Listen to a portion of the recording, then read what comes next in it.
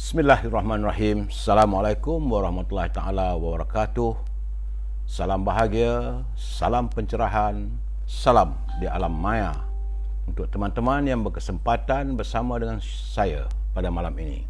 Apa khabar saudara Abdul Hadi Sharif, saudara Ali Syabuddin, saudara KCLE Adi Warna, Mustafa Ilyas, saudara Alan Haji Din, saudara Muhammad Azmi. Apa khabar orang Terengganu, orang Kelantan? Saudara Samsul Anwar, saudara Roslan Le, Abu Names, B. Hafiz, Alfian, Osman Puasa man yang Maya, saudara Herman, ingat tadi Herman Tino, Cik Pak Makno, Mesnah, dan Kak Teh, Zamir Muhammad, Kopral Darus, Anwar Saleh, Azlan, Rohizat, saudara Haris Wahid, serta teman-teman yang lain yang tak sempat saya santuni satu persatu. InsyaAllah usai pencerahan malam ini saya akan santuni semula, saudara, ya. Memang selalunya waktu saya akan menyantuni sekitar jam 11 sampailah pukul 2-3 pagi, saudara. Baik, saya harus memberi laporan untuk hari ini. Kedudukan COVID-nya ada sedikit kelegaan, ya, saudara Fauzi Taib. Hari ini, hari Isnin, tanggal 2 Ogos. Jumlah mereka yang dijangkiti oleh virus corona hari ini susut daripada 17,150 kepada 15,764. Bayang-bayang untuk susut tu ada, tapi terpulang pada saudara untuk sama-sama bekerjasama, menjaga kebersihan, tidak keluar rumah, tak perlulah ke sana ke sini. Saudara, kita berusaha untuk memutuskan jaringan. Jangan lupa kalau keluar daripada rumah tu, balik cari apa-apa, cuci tangan, jaga kebersihan diri. Baik, laporan di negeri-negeri saya lihat nampak gayanya di Perlis sudah mula susut. Semalam 21, hari ini 9. Di Kedah juga susut. Semalam 1,511, hari ini 1,108. Di Pulau Pinang susut daripada 752 kepada 667. Tapi bagaimanapun masih tinggi lagi, saudara, ya. Tak sepatutnya begitu. Begitu juga di Perak. Tiba-tiba sekali orang lain negeri susut, di Perak naik balik. Semalam 693, hari ini di Perak 748. Di Selangor susut sedikit. Semalam 632, hari ini 6047. Begitu juga di wilayah Persekutuan. Agak ketara susutnya daripada 2086 kepada 1536. Di Putrajaya susut daripada 72 kepada 46. Di Negeri Sembilan ada peningkatan balik. Berhati-hati warga Negeri Sembilan, sebab semalam 809, hari ini 862. Di Melaka susut daripada 686 kepada 463. Tetapi di Johor terus meningkat, saudara. Jadi warga Johor berhati-hati, saudara. Sebab saya melihat trend di Johor, dia punya gelombang dia turun naik. 3 hari lepas 1144. Semalam dia susut 1045 dan hari ini dia melonjak balik 1222. Jadi warga Johor harus berhati-hati. Berusahalah kita untuk memutuskan jaringan virus corona. Di Pahang ada kelegaan daripada 676 kepada 475 hari ini. Begitu juga di Terengganu juga ada sedikit lega daripada 429 kepada 425. Tetapi di Kelantan nampak gayanya dia masih terus melonjak. Semalam 459, hari ini 552. Berhati-hati warga Kelantan, sebab Kelantan ni pernah satu ketika agak mendebarkan kita. Begitu tinggi jumlah mereka yang dijangkiti oleh virus corona. Begitu juga di Sabah. Sabah juga nampak gayanya peningkatannya amat ketara. Iaitu daripada 1002, hari ini 1166. Di Labuan, alhamdulillah single digit, tapi adalah naik daripada 5 kepada 7. Tetapi di Sarawak dia susut balik. Gelombongnya macam mana di Johor, daripada 578 kepada 411. Jadi jumlah untuk setakat 2 hari ini yang terkumpul warga kita yang dijangkiti oleh virus corona adalah 32,914 orang. Tinggi, saudara. 2 hari pun dah 32,914. Baik, itulah gambaran yang saya dapat berikan, laporan sedikit tentang virus corona. Kita berdoa agar masa-masa yang datang saya tak perlu lagi memberi pencerahan ini bila tak ada lagi serangan daripada COVID-19. Tazkirah singkat kita malam ini, baginda Rasulullah SAW bersabda. Dia kata, bersabda junjungan, ilmu itu milik Allah. Jadi barang siapa menyebarkan ilmu demi untuk kebaikan, insya-Allah Allah akan menggandakan 10 kali ganda pahalanya. Kalau kita ada ilmu, kita sebarkan, kita berikan pada orang lain, orang dapat 1, kita dapat 10 kali ganda. Saudara? Dan doa itu rupanya adalah inti kepada ibadah. Jadi berdoalah kita kepada Allah. Jadi bila kita berdoa itu adalah tempat kita mengadu. Kita memperesakan Allah SWT dan kita mengadu padanya. Kalau kita susah, kita mengadu, ya Allah, susahnya kehidupan ini, dan mintalah, hanya Allah saja yang boleh membantu kita, yang dapat menguraikan segala permasalahan kita hadapi. Jadi doa itu merupakan saudara alat senjata mukmin dan bagi orang-orang yang beriman.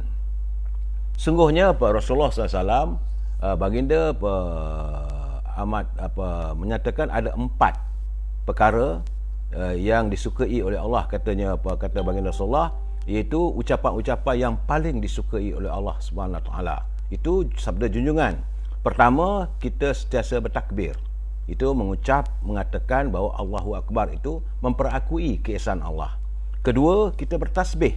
Tasbih kita tidak lain tak bukan adalah subhanallah. Kemudian kita bertahmid. Bertahmid ini kita mengungkapkan kata-kata alhamdulillah. Susah pun alhamdulillah, senang bertambah-tambah lagi alhamdulillah. Dan yang keempat, kita sentiasa bertahlil la ilaha illallah. Sentiasa mengungkapkan bahawa tiada Tuhan yang kusembah melainkan Allah.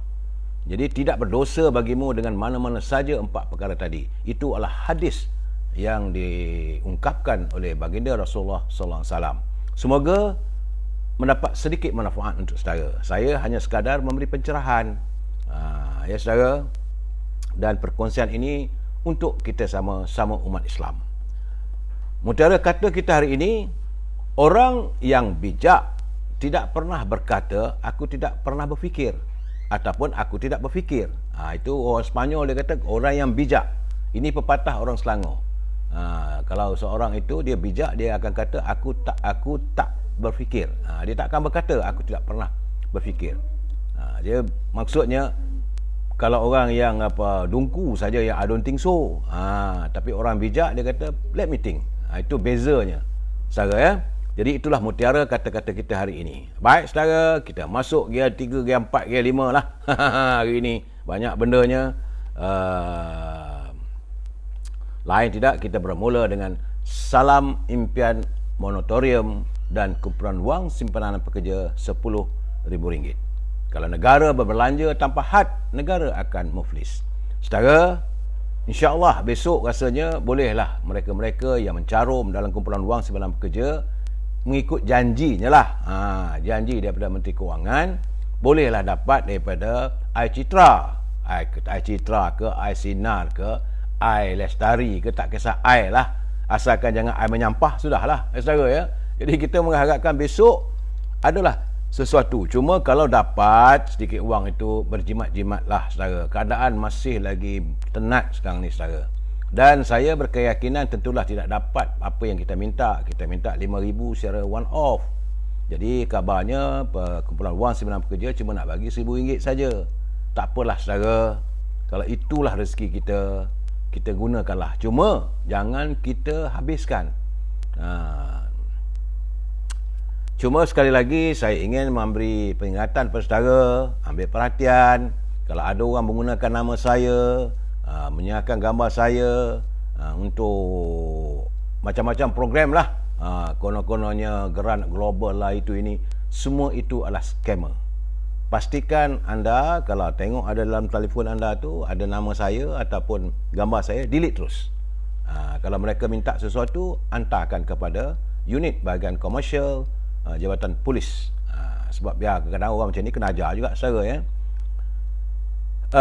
Tajuk perbincangan kita malam ini adalah hari-hari terakhir Tan Sri Muhyiddin.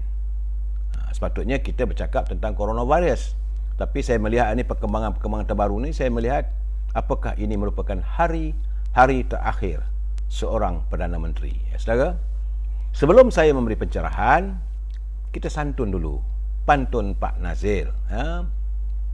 Indah bahasa, tinggi maksudnya. Ya, saudara, Apa kata Pak Nazil daripada Perlis? Dia kata, beri salam sesama saudara, tanda kasih tak berkeluh kesah. Melayu Islam membangun negara, namun masih ramai yang susah. Jadi Pak Nazil melontarkan persoalan bahawa negara kita ni Melayu, ini Islam, kononnya membangun negara, tapi kenapa masih ramai yang susah? Mestilah ada sesuatu yang tak kena di situ. Itu lontaran persoalan yang diculipkan oleh Pak Nazil melalui pantunnya. Kemudian katanya, apakah sudi nasi bungkus makan di bendang pukul 3? Jangan jadi seperti tikus, racun dihidang dimakan juga. Beliau memperingatkan pada kita, jangan jadi macam tikus, bagi racun pun kita makan. Jadi artinya kalau kita ni disuakan dengan pelbagai permasalahan, pelbagai persoalan, kita terus telan, akhirnya kita juga akan merana. Terima kasih Pak Nazil atas culipan pantun yang begitu indah dan begitu berarti bagi saya, saudara. Dan saya harus memberi peringatan juga bagi mereka yang menyunting semula live saya ini dan dimasukkan ke dalam channel YouTube ataupun Instagram ataupun dalam mana-mana sajalah alam maya ini, saudara. Maka anda bertanggungjawab atas setiap suntingan anda. Saya tidak pernah memberi keizinan kalau suntingan itu dilakukan tebuk di sana, tebuk di sini. Kemudian diberi pelbagai tajuk yang akhirnya lari daripada maksud yang saya lontarkan. Tapi kalau saudara nak pakai semua sekali itu, barulah jelas. Sebab saya memberi penjelasan secara berhemah. Itu 1, 2, 3. Jadi kena tonton dari awal sampai habis. Dia tak boleh culip sana, culip sini. Jadi lari maksudnya. Cuma kena ingat, ini adalah pencerahan politik. Prinsip kita, we must agree to disagree. Kita mesti bersetuju untuk tidak bersetuju, saudara. Dan bila saudara melontarkan sebarang persoalan, tulisan, culipan dan sebagainya, pastikan gunakanlah bahasa yang baik-baik. Sebab saudara-saudara kita, perantau-perantau kita yang berada di luar negeri, mereka juga mahu menonton, mengetahui perkembangan politik di negara kita ini. Jadi tentulah mereka akan melayari laman ini dan tentulah mereka akan kecewa kalau ada perkataan-perkataan yang tak sepatutnya dilontarkan. Saya harus menyatakan ini, saudara, kerana ini adalah peringatan daripada peguam saya. Dia kata kena cakap. Kedak saya terjebak dengan masalah yang bukan-bukan. Saudara. Baik. Pertama sekali kita melihat tentang keluhan rakyat. Saya punya sentuhan keluhan rakyat dulu. Sebab saya menerima kiriman daripada saudara Raja Zainal Raja Salim. Katanya, Assalamualaikum Tok. Dia kata, malam ni tolonglah kupas isu ni pula. Dia kata, saya betul-betul tertekan. Dia kata dia buat kerja tentang kerja-kerja renovation rumah, membaik pulih rumah atau membarui renovations. Jadi hanya kerja-kerja PBT grade 1 dan grade 2 saja yang boleh beroperasi, sedangkan grade lain tak boleh dibuat, tak diizinkan. Jadi kerajaan katanya macam nak bunuh rakyat saja kalau macam ni. Jadi kesianlah pada kami rakyat yang berada dalam keadaan yang susah. Jadi izinkanlah untuk bekerja, bukan apa nak buat renovation rumah saja pun. Jadi saya mengharapkan agar mereka-mereka, kalau anda yang menonton di PBT itu, carilah ruang untuk memberi keizinan kepada kontraktor-kontraktor bumi putera kita ni yang bukan daripada grade 1 dan grade 2 untuk mereka melaksanakan tugas atau bekerja mencari rezeki.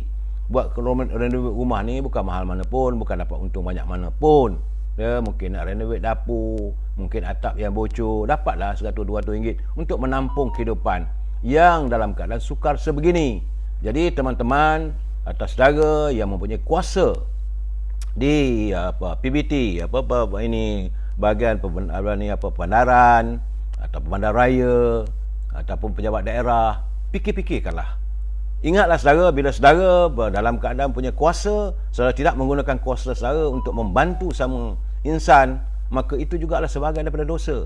Bantulah rakyat kita yang kini berada dalam begitu kesusahan dan kesukaran. Saudara. Dan saya baru dapat berita sahabat kita, walaupun saya berbeza pendapat, saya bergaduh dari segi politik, tapi ini tidak menghalang hubungan sama Islam. Jadi kita dah berjanji bahawa kalau di akhirat nanti, kalau dalam kubur nanti, bila malaikat bertanya, siapakah saudara-saudara kamu? saudara-saudara kita adalah para muslimin dan muslimat.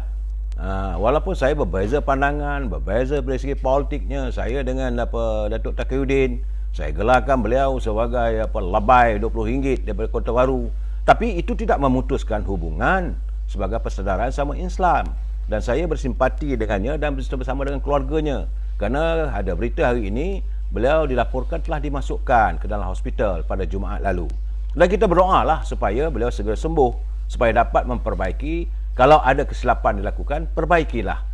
Semoga beliau tidak berlarutan, menanggung derita. Tapi ingat, setiap kesakitan yang kita alami ini adalah kadang-kadang rahmat daripada Allah untuk menyedarkan kita dan sebagainya. Dan hari ini juga saya tengok juga dalam Facebook, Azmin Ali pun katanya sedang menerima rawatan di hospital. Jadi nampak gayanya puak-puak mereka ni sekarang ni sedang berada di hospital. Tak apalah, kita berdoa supaya mereka segera sembuh, agar dapat kembali mewarnai dunia politik. Politik ni saudara, dia tak berhenti. Saya selalu katakan bahawa dalam politik ni there is no permanent friend and there is no permanent enemy. Tidak ada teman yang berterusan, tidak ada kawan, sahabat yang berkekalan, dan tidak ada musuh yang berkekalan. Ya, saudara Rizqiel. Apalah bunyi bising belakang tu ya. Gitulah keadaan saudara. Dan hari ini saudara, sebagaimana yang saya katakan semalam, sebagaimana telahan saya, bahawa ahli parlimen akhirnya tidak dibenarkan masuk ke dalam kawasan parlimen. Bagi saya ini satu pelanggaran. Ini satu benda tak betul. Sebab mereka ahli parlimen, biarlah mereka masuk. Di situ ada pejabat ketua pembangkang, ada pejabat ahli parlimen. Tapi apabila pimpinan negara memutuskan tidak mengizinkan untuk ahli parlimen ini berada dalam kawasan parlimen, ini satu benda yang bersalahan sebenarnya saudara. Sebab pada hari Isnin dulu, minggu lepas, sudah pun ada usul yang dibawa oleh Menteri Dalam Negeri bahawa sepanjang parlimen, ahli-ahli parlimen tidak boleh dihalang untuk masuk ke parlimen. Jadi untuk hari ini mereka mau ke parlimen, soalnya parlimen nak bersidang atau tidak soal lain. Tapi mereka berhak untuk masuk ke kawasan parlimen. Kita tak ada hak. Mereka adalah wakil rakyat. Parlimen itulah tempat mereka, mungkin nak bersidang ke, nak berbincang ke. Itulah tempatnya untuk setiap wakil rakyat bertemu dan membincangkan soal masalah rakyat, masalah negara dan sebagainya. Saudara, tetapi bila tak diizinkan masuk, maka saudara kena ingat yang memimpinnya adalah ketua pembangkang. Saya dah bagi tahu dulu lagi.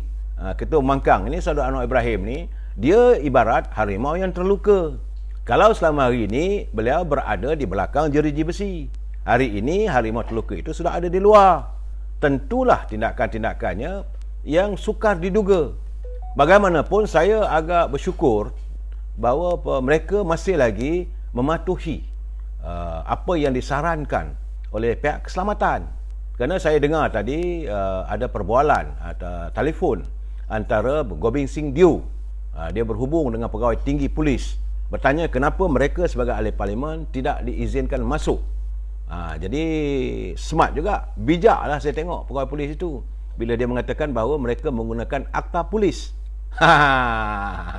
Sebijak-bijak Gobind Singh Dew, bila kena akta polis, tu dia diam. Kalau nak dikatakan bahawa digunakan bahawa SOP COVID ataupun di bawah ordinan-ordinan darurat, kalau itu digunakan, itu silap besar. Sebab pada hari Isnin, menteri di Jabatan Perdana Menteri dah mengatakan bahawa ordinan-ordinan 6 ordinan-ordinan darurat itu sudah pun dibatalkan. Jadi pihak polis, saya ucapkan tahniah, bijak mengatur alasan, dan akhirnya Datuk Seri Anwar Ibrahim dan gerombolan ahli-ahli parlimen seramai 107 orang tu patah belakang lah kerana menghormati. Kena ingat secaranya, kita harus menghormati setiap arahan pihak polis. Jangan pula kita, kalau ahli-ahli parlimen pun mereka akur, boleh. Kalau nak bertempur tu memang biasalah. Datuk Seri Anwar Ibrahim dia dulu lagi dia bertempur dengan pasukan polis, jangan main-main daripada sejak zaman di universiti lagi saudara. Tapi kali ini nampak gayanya mereka akur bila polis menggunakan akta polis. Bagaimanapun menurut pada pihak polis, mereka akan melakukan siasatan. Tak apalah, baguslah siasatlah di bawah akta apa nak digunakan, perhimpunan. Cuma saya katakan kalau nak digunakan di bawah akta kesihatan, di bawah ordinan darurat, benda ni mungkin menimbulkan permasalahan. Sebab telah pun diputuskan dan diumumkan di Parlimen bahawa ordinan darurat ini telah pun dibatalkan. Cuma tak digezetkan lah. Itu pun satu hal lagi tu. Itulah keadaan secara undang-undang negara kita ni sekarang ni. Cacah merbah, tunggang langgang. Saudara. Kemudian saya melihat lagi keadaannya, bagaimana ternyata hari ini, saudara, sebagaimana yang saya lontarkan selama hari ini, saya tidak percaya bahawa mereka yang keluar daripada PKR menyertai Perikatan Nasional, mereka tidak boleh patah balik ke belakang. Contohnya adalah saudara Barubian. Banyak orang terkejut sebab Barubian ini dulu ahli PKR. Dia masuk menyertai dan menyokong Tan Sri Muhyiddin. Hari ini beliau berada bersama-sama dengan ahli-ahli Parlimen. Dan ini adalah satu isyarat jelas bahawa daripada kumpulan yang mengikut Datuk Azmin Ali, menyertai Parti Perikatan Nasional, bukan semuanya yang tulen. Sebab itu saya bila tengok Barubian ada tadi tu, saya kata alamak, sepatutnya dia akan kekal lah bersama-sama dengan pimpinan Tan Sri Muhyiddin. Ini tidak. Dia berpatah balik mengikut bersama-sama dengan ahli-ahli Parlimen pembangkang. Dan ini juga menimbul persoalan pada saya macam mana dengan Dr. Mansur, ahli Parlimen Ibu Tebal. Ini dulu satu ketika lah orang kuat kepada Lim Guat Eng dan juga orang kuat pada Sri Anwar Ibrahim. Cuma sekarang ni dia disahkan ada jangkitan positif COVID-19. Kemungkinan walaupun beliau dilantik sebagai Timbalan Menteri, beliau juga akan buat U-turn. Begitu juga dengan Datuk Kamruddin Jaafar, ahli Parlimen kawasan Bandar Tun Razak. Sebab mereka ni semua saya dapat melihat, saudara. Kita ni lama bergaul dengan mereka, kita tahu dia punya akal fikirnya. Memang bersama dengan Azmin Ali. Sekarang ni beliau menjadi sebagai Timbalan Menteri Luar Negeri. Tapi apakah kekal sokongannya pada Tan Sri Muhyiddin? Sebab beliau pun tak datang ke Parlimen. Saya tengok, alamak, saya nampak bahawa ada ura-ura bahawa, bukan ura, ada unsur-unsur yang mereka ini besar kemungkinan akan kembali bersama dengan Datuk Seri Anwar Ibrahim. Ini kena jelas, saudara, ya, kena tengok betul-betul. Dan permasalahan sebenarnya yang dituntut, yang dituntut tadi pun kita tengok siang tadi, pimpinan pembangkang menuntut tentang keabsahan Perdana Menteri. Memang pun tak sepatutnya berlaku begitu. Sebab sejak beliau dilantik sebagai Perdana Menteri, apabila beliau dilantik oleh Duli Yang Mulia Tuan Agong dan mengangkat sumpah sebagai Perdana Menteri, sepatutnya dalam tempoh 6 bulan dia kena pergi ke Parlimen mendapatkan undi kepercayaan di kalangan ahli-ahli Dewan. Sebab kerana dalam perlembagaan menyebut perkara 34, Duli Yang Mulia Tuan Agong akan melantik seseorang di kalangan ahli Dewan Rakyat yang pada fikiran baginda boleh mendapat kepercayaan dan sokongan majoriti di kalangan ahli Dewan. Jadi sepatutnya dah lantik, dah angkat sumpah, dah takbir, dah tubuh kabinet, pergi ke Parlimen, sidang pertama Parlimen itu, bawalah keabsahannya. Dengan ini, sebab saya ingat lagi Datuk Taqiyuddin dalam sidang pertama Parlimen itu dia mengatakan bahawa ada usul untuk usul kepercayaan terhadap Perdana Menteri, dan sampai hari ini tidak berlaku. Sebab itu sebenarnya hari ini juga saya difahamkan bahawa pimpinan pembangkang telah pun memasukkan satu unsur tergempar yang difailkan kepada Speaker Dewan Rakyat, iaitu pertama sekali menuntut supaya keabsahan Perdana Menteri ini diundi. Artinya mereka tidak percaya kepada Perdana Menteri mempunyai sokongan majoriti. Satu. Yang kedua, minta supaya Speaker Dewan Rakyat ini ditukar.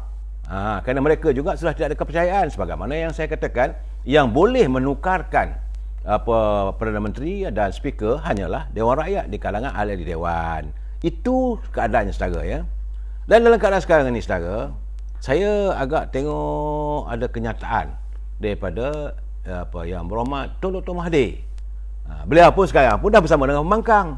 Sebab itu dengan ini memperjelaskan kepada kita bahawa apa yang dikatakan selama hari ini, Tan Sri Muhyiddin mendapat sokongan dengan Dr. Mahathir, anaknya dan semua 6 orang daripada Parti Pejuang itu adalah satu benda yang tidak betul. Sebab itu selama ini saya tidak pernah mengatakan Pejuang akan menyokong Parti Perikatan Nasional. Sebab saya nampak bunga-bunganya sebegitu. Sama ada Dr. Mazlinya, sama ada Datuk Amiruddinnya, sama ada dengan Mukrisnya, sama begitu juga dengan Syed Saddiq yang menubuhkan Parti Muda dan sebagainya. Ini yang 6 orang daripada asal PBM ini, mereka keluar meninggalkan Tan Sri Muhyiddin. Jadi bila orang mengatakan bahawa mereka masih bersengkokol, saya tak yakin. Dan terbukti hari ini apabila Tun Dr. Mahathir sendiri turun bergerak. Dan hari ini tidaklah berlaku persidangan Parlimen bawah pokok sebagaimana yang saya katakan besar kemungkinan boleh berlaku. Tapi hampir-hampir kalau pihak polis tidak mengambil tindakan awal, mungkin juga memalukan negara. Satu dunia akan melihat. Dalam keadaan begini pun sebenarnya saudara, kita rasa malu. Itulah saya hairan macam mana pimpinan negara tidak memikirkan. Sebab the whole world, satu dunia sekarang ni tengah mentertawakan Malaysia. Bahawa apabila mestilah dia cakap Malaysian lawmaker being expelled, being stopped from entering the Parliament House. Jadi keadaan begini tak baik. Macam mana kita ketika bila Joe Biden, waktu Trump kalah dan Joe Biden menang, kita ketawakan warga Amerika yang menyerang Coliseum, tempat Dewan Persidangan di Amerika. Kerana ada rakyat, kumpulan-kumpulan yang menyokong Trump masuk serang parlimennya. Dan hari ini kita, orang dunia luar juga mentertawakan kita. Ini akan menjadi berita besar, saudara. Sama ada CNN ke, sama ada CNA ke, sama ada BBC ke, Washington Post. Satu dunia hari ini sudah melihat bagaimana bobroknya kita. Hanya isu kerana keabsahan Perdana Menteri. The legitimacy of the Prime Minister is at stake. Jadi persoalan tentang keabsahan Perdana Menteri ini mengakibatkan dunia mentertawakan kita. Ini saya tak setuju. Biarlah dia nak masuk rumah dia, ahli-ahli parlimen. Mereka nak buat onar kat dalam itu antara mereka.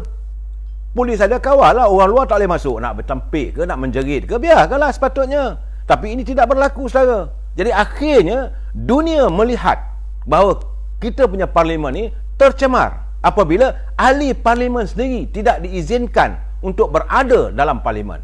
This is a mockery of the law. Bagi saya lah, pahaman saya. Kalau bagi masuk tak ada masalah. Ini nasib baik tadi tak bertempur. Kalau bertempur, lagi hina kita.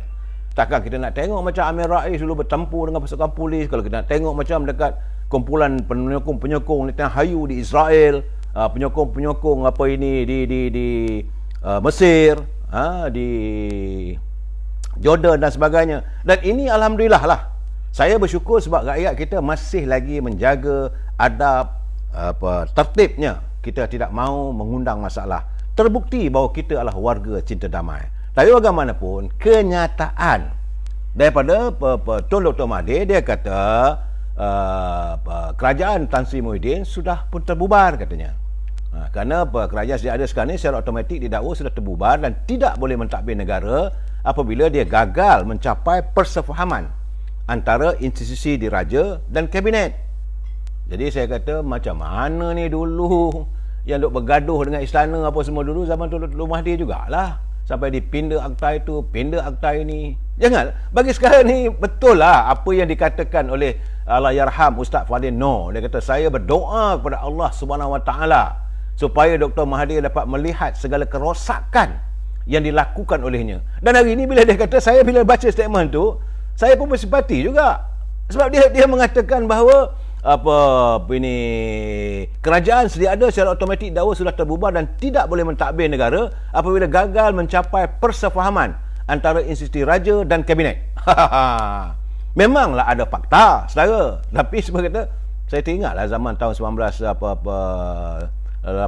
93 dulu tu bila kita ada krisis perlembagaan. Jadi beliau sebagai pengurusi pejuang kata keadaan juga jelas dilihat menerusi pengumuman kerajaan berhubung pembatalan promulgasi ordinan darurat walaupun gagal mendapat perkenan Yang Pertuan Agong.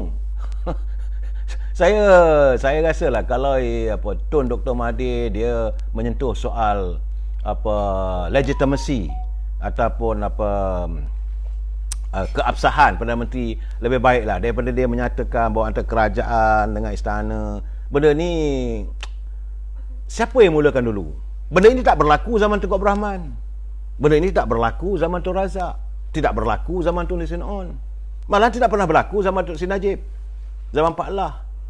Cuma pernah berlaku sepanjang 22 tahun lah. Itu semua bagi saya lah. Saya minta maaf saudara, mungkin saudara menyokong Tun Dr. Mahathir. Saya bukan nak mengutuk, saya berbicara tentang fakta. Saudara ya. Fakta sejarah jangan kita lupakan.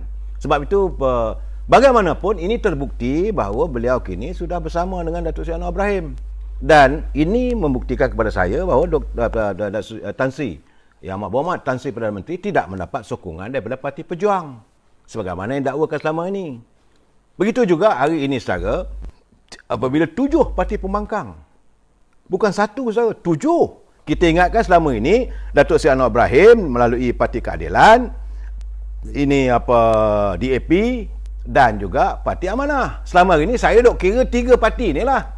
Jadi 3 parti ini PKR cuma ada 31 kursi yang tinggal. Kemudian Amanah ada 11. Jadi ada 42. Dan 42 campur dengan 42 daripada DAP adalah 84. Daripada 84 tu mungkinlah dapat daripada Sabah dan Sarawak tu yang saya katakan lebih kurang dalam 99. Terbukti hari ni saya punya jangkaan saya meleset apabila 7 parti politik, bukan 3 saudara. 7 parti itu ini saya tengok. Okey, 7 parti itu ialah Parti PKR, Parti Amanah, Parti DAP, UPKO. Saya tak menyangka UPKO dari Sabah. Parti Muda, Parti Sarawak. Parti Sarawak bersatu pimpinan Masir. Begitu juga bebas. Jadi saudara, ramai rupanya yang menentang pimpinan Tan Sri Muhyiddin. Jadi dalam keadaan begitu, mengikut ketujuh-tujuh pimpinan parti tersebut, mereka merasakan bahawa kesan daripada penzahiran titah Duli Yang Mulia Pertuan Agong membuatkan mereka lebih yakin untuk tidak percaya kepada kepimpinan Perdana Menteri.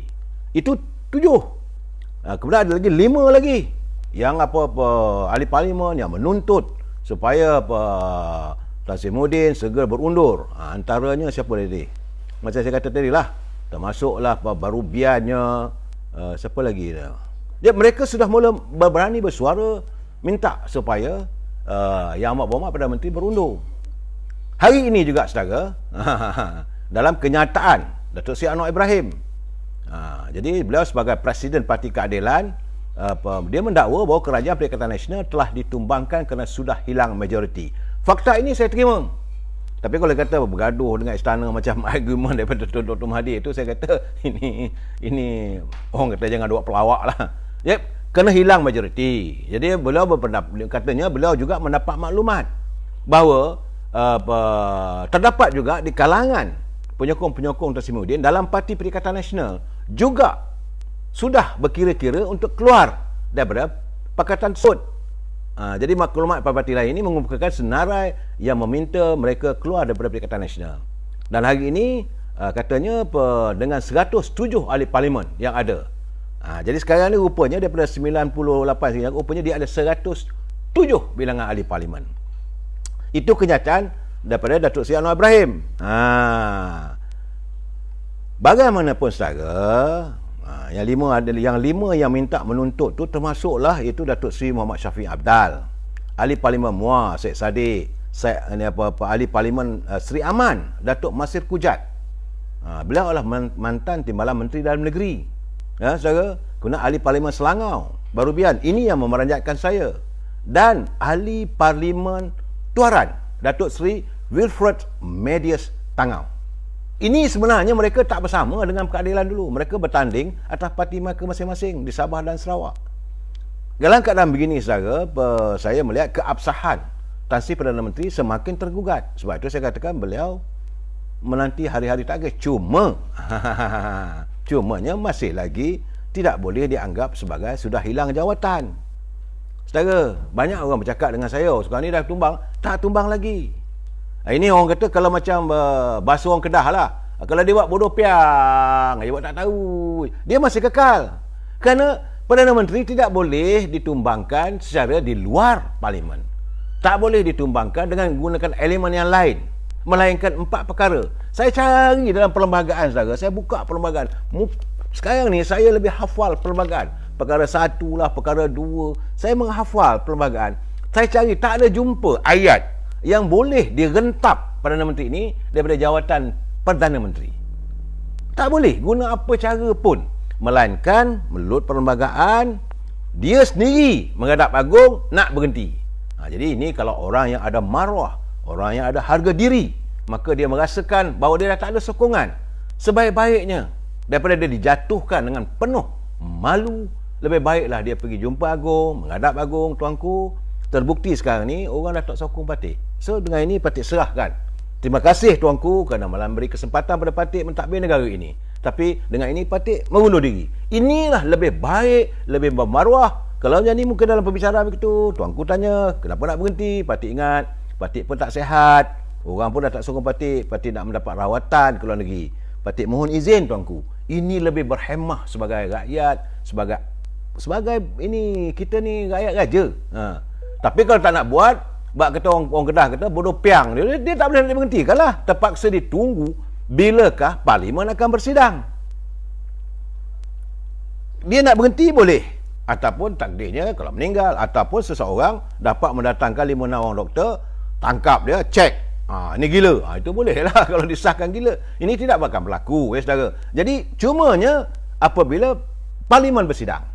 Sebab itu tadi kalau Parlimen bersidang hari ini sebagaimana yang dijangkakan sepatutnya, kalau dia kena tadi itu, maka dengan sendirinya dia kena berhentilah.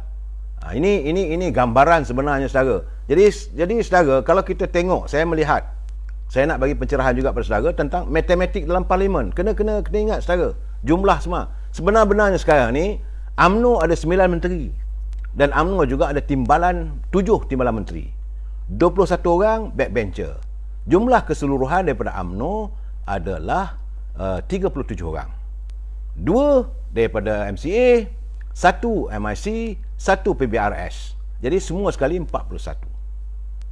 Jadi bagaimana apabila Syahidan Kasim, Ismail Sabri mengatakan dia ada sokongan 40 orang ahli Parlimen daripada UMNO, Barisan Nasional. Saya pun hairan. Ini adalah merupakan cyber politics.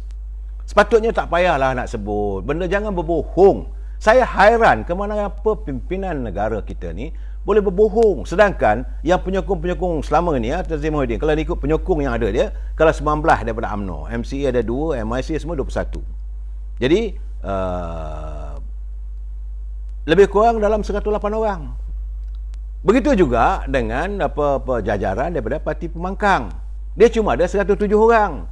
Dalam keadaan begini saja, suasananya adalah hang Parlimen. Ini disebutkan Parlimen tergantung. Tidak ada sesiapa pun punya majoriti. Dalam keadaan ini kena pulang balik pada Duli Yang Mulia Tuan Agong untuk baginda mempertimbangkan. Pada pandangan baginda ada 2. Sebab itu saya kata jangan kita usik kuasa raja. Ini kuasa agung kita. Ya, baginda mempertimbangkan 2 saja. Pertama sekali baginda akan memperolokkan darurat. Dia kata, kalau darurat ni maka magiranlah. Ataupun baginda akan meminta supaya Parlimen dibubarkan supaya diadakan pilihan raya.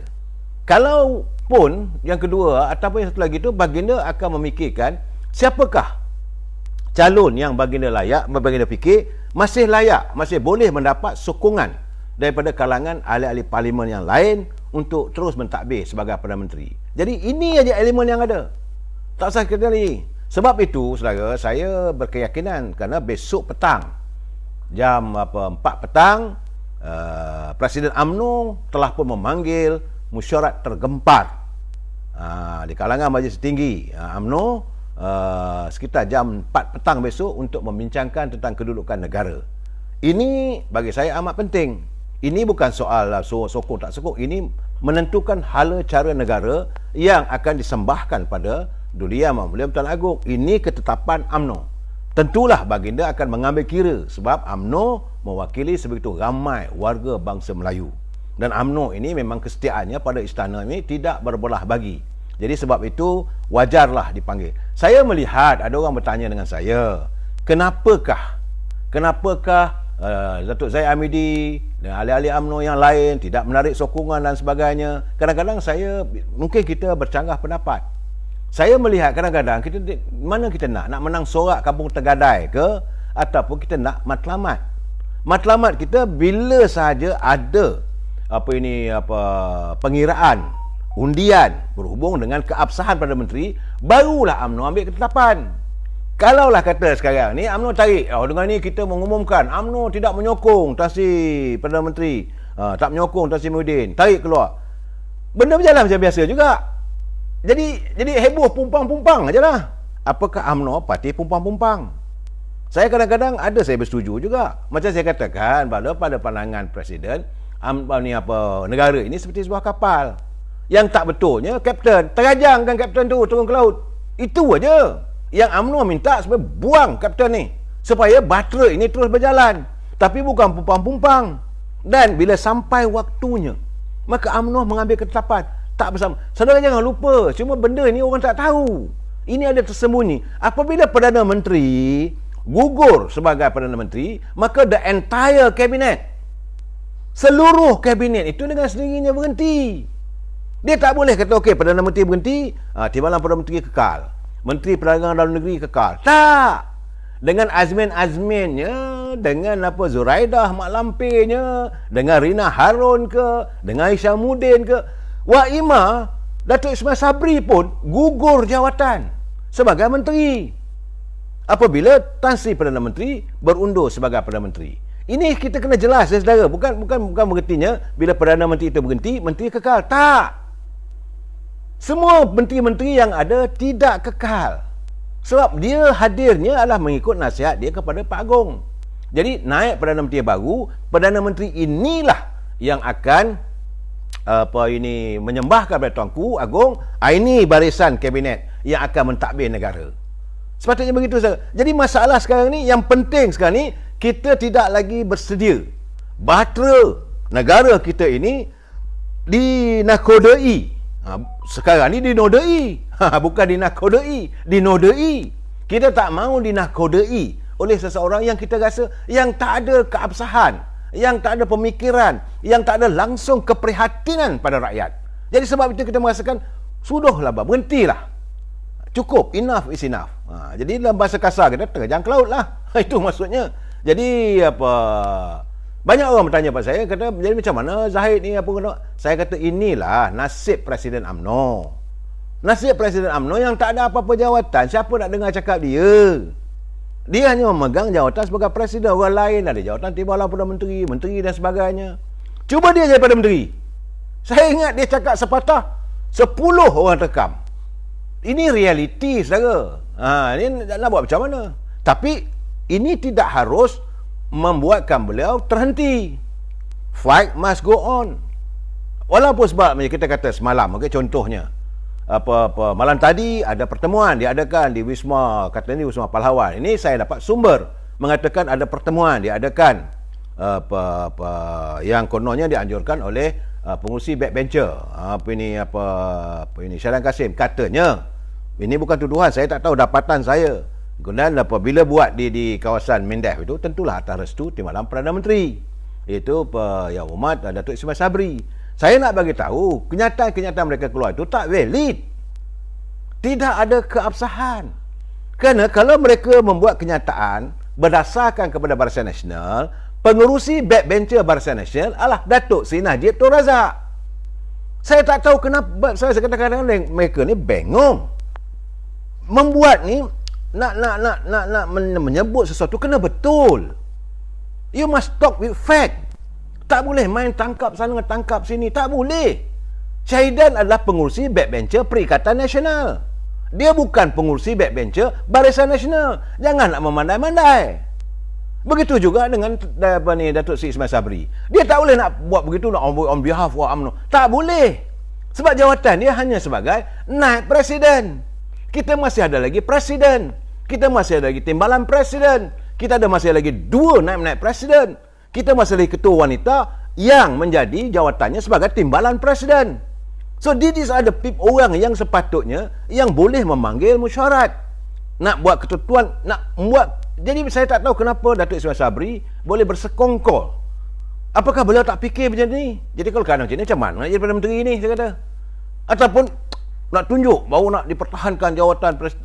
Sebab lepas itu buat kenyataan 40 orang lah. Sebenar-benar saya dapatan saya 19 orang aja. Dan 19 orang itu terdiri daripada 15 menteri dan timbalan menteri. Tentulah mereka akur. Yang ahli parlimen biasa saya tengok ahli parlimen biasa 1 Padan Terap, 1, 2 Nordin, Salim, 3, 4 orang ahli biasa je. Yang lain tak datang. Lah kononnya lah, saya tak tahulah, saya tengok Anwar Musa pun tak ada. Ini kadang-kadang dia main batu sembunyi tangan pada dia juga. Kau buatlah meeting dulu, aku buat kenyataan begini. Dan malam ini, saat saya memberi pencerahan ni saudara, mereka sedang ada pertemuan di rumah Yang Berhormat, kediaman Yang Berhormat Tan Sri Perdana Menteri. Apa yang mereka bincangkan, besoklah saya boleh bagi pencerahan. Ada daripada saya.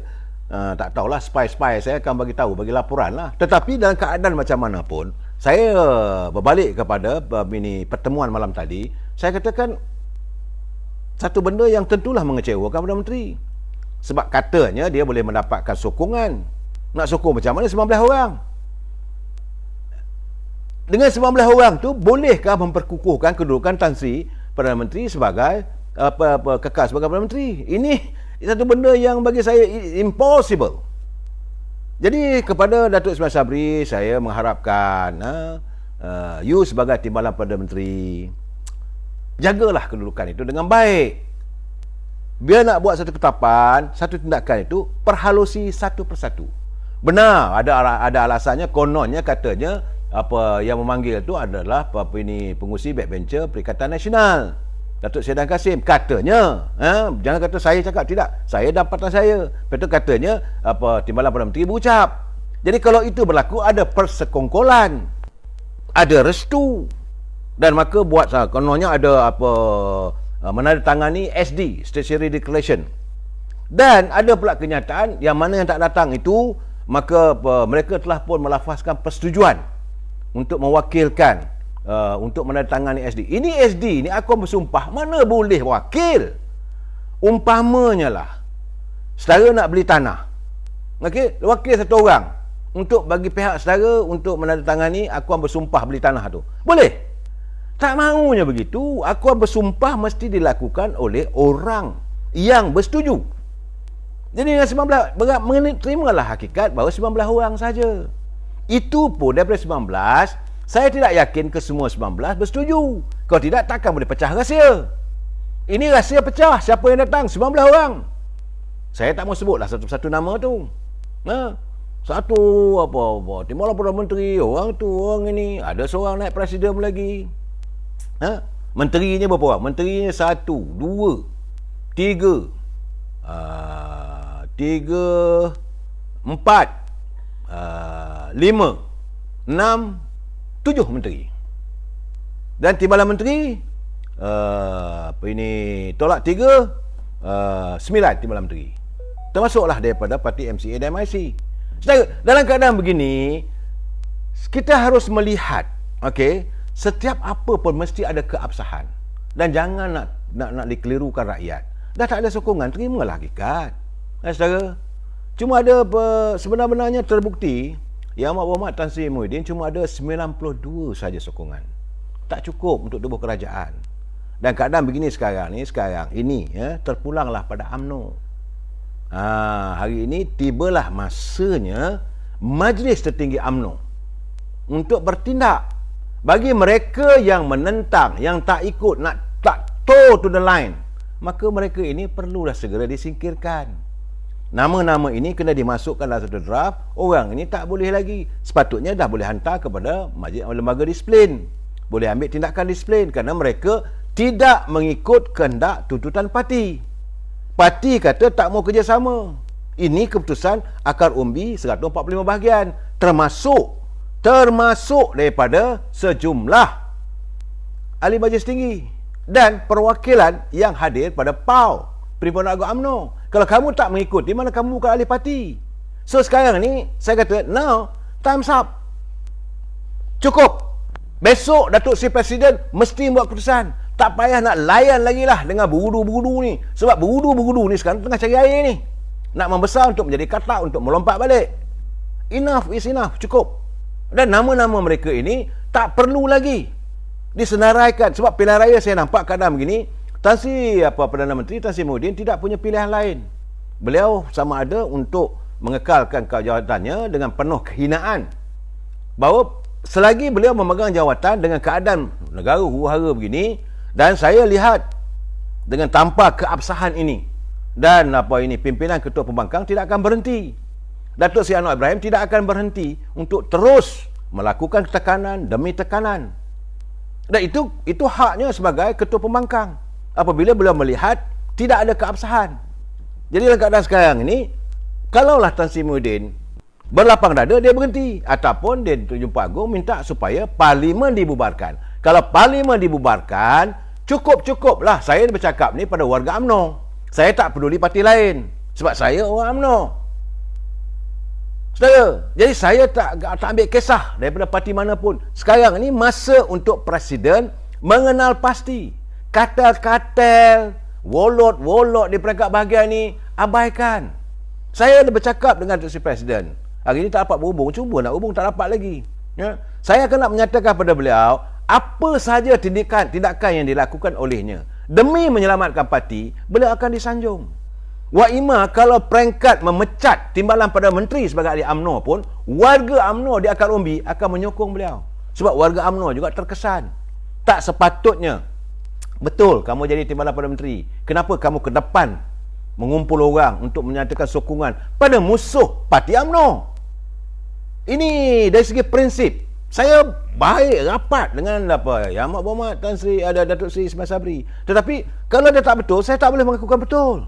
Tak sepatutnya beliau sebagai naib presiden membelakangkan timbalan presiden untuk berkumpul, bertanya. Tak sepatutnya beliau membelakangkan Datuk Seri Najib.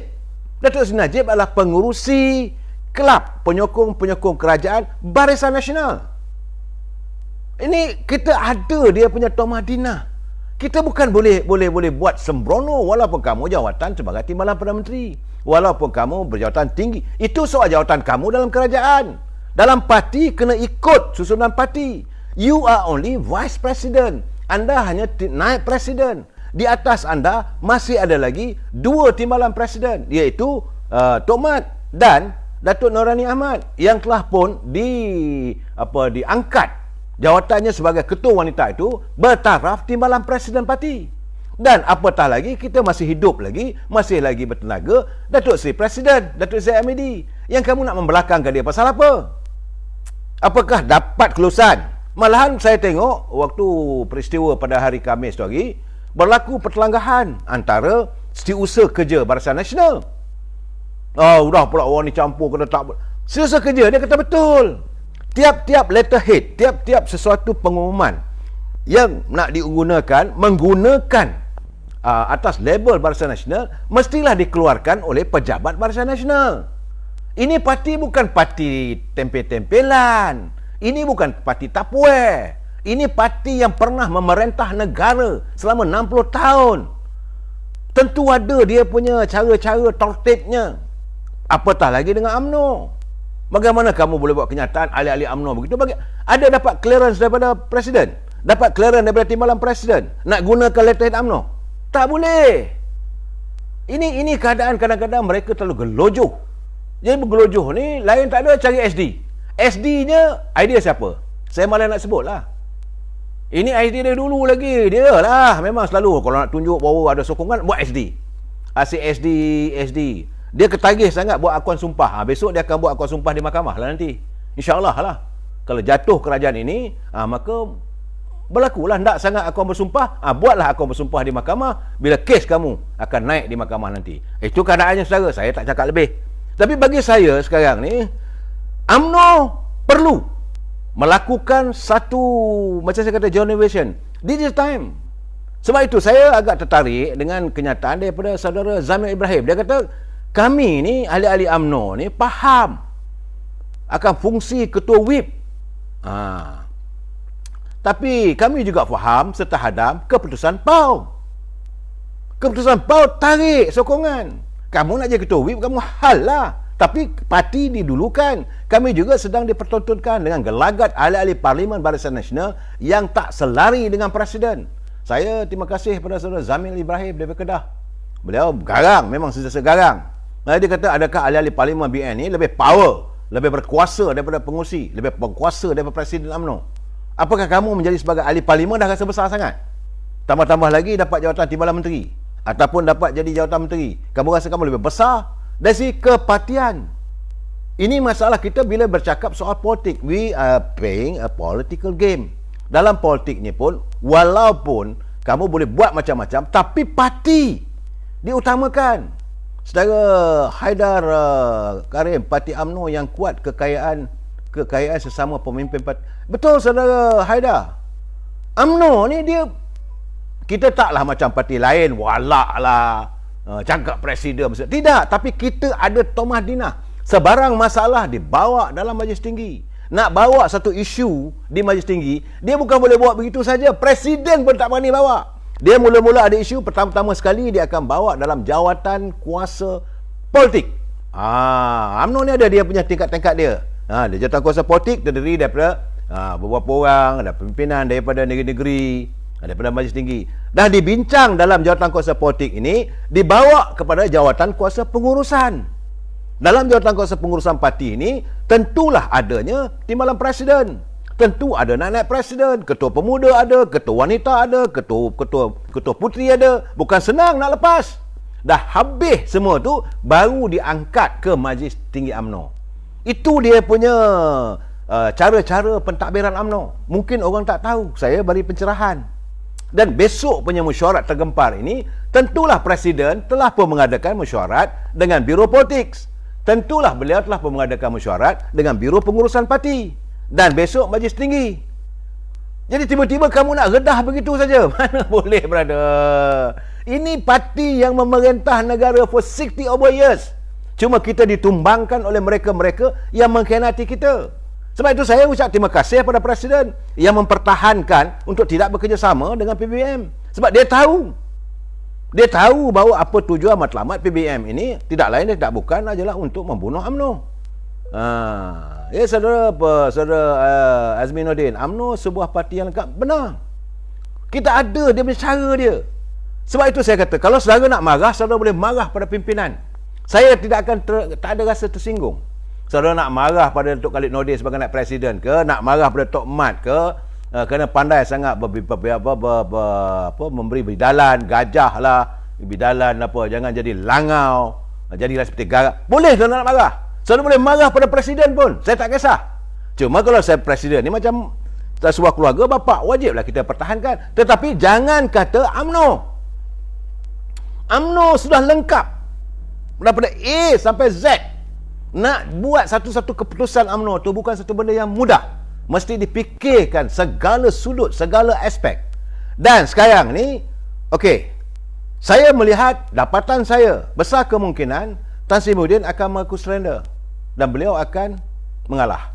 Kalau beliau berundur diri dan pulangkan balik kuasa pada Agong di bawah artikel 43. Di bawah artikel 43 ni pindah pada dulu yang Maulia Pertuan Agong. Baru pun orang tahu.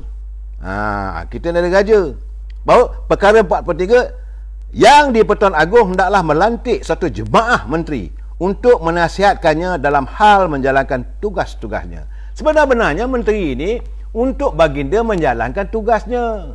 Janganlah duk argue, bawa tak ada, kena dengar nasihat, mesti dengar nasihat. Tak ada. Baginda akan diberi nasihat untuk baginda menjalankan absolute power, dan baginda akan melantik seorang Perdana Menteri. Siapakah calon-calon Perdana Menteri itu? Ini yang menjadi persoalannya. Saya berkeyakinan paling tidak tuanku akan memikirkan negara dalam keadaan terumbang-ambing. Macam mana ni ekonomi kita dah merosot, merudum. Kita ni dah yang kedua tercorot di dunia, saudara. We need seorang arkitek ekonomi. Suka tak suka, saya berkeyakinan kalau baginda memikirkan untuk kebaikan, untuk kemaslahan, untuk rakyat, dan saya berkeyakinan Datuk Seri Anwar Ibrahim pun bersetuju. Kedapatan saya, pimpinan-pimpinan daripada parti lain juga bersetuju seandainya Duli Yang Mulia Pertuan Agong memilih mantan Menteri Kewangan seorang arkitek ekonomi yang berhormat dan mulia Tengku Razali Hamzah sebagai calon Perdana Menteri untuk memperbaiki keadaan negara ini. Memang anak-anak muda tak bersetuju sebab kata dah tua dan sebagainya. Saya tahu, tapi dalam keadaan sekarang ni kita perlukan seorang yang benar-benar tahu untuk menyantuni masalah ini. We have a big problem suasana sekarang ni. Jadi kita mesti mencari seorang yang benar-benar tahu, yang benar-benar faham bukan hanya tentang ekonomi negara dan dua negara, dan untuk merancang sesuatu untuk kebaikan negara kita di masa mendatang. Saya melihat, suka tak suka pun, negara kita, kapal, biduk kita, bahtera kita perlu berlayar. Biar sehebat mana pun bahtera yang mendatang, kita, warga Cinta Damai akan bersatu hati. Kita akan menongkah apa saja ribut yang mendatang.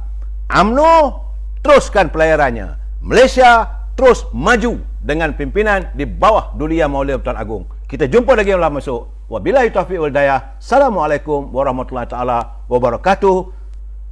Bersamalah kita berdoa untuk negara kita. Terima kasih.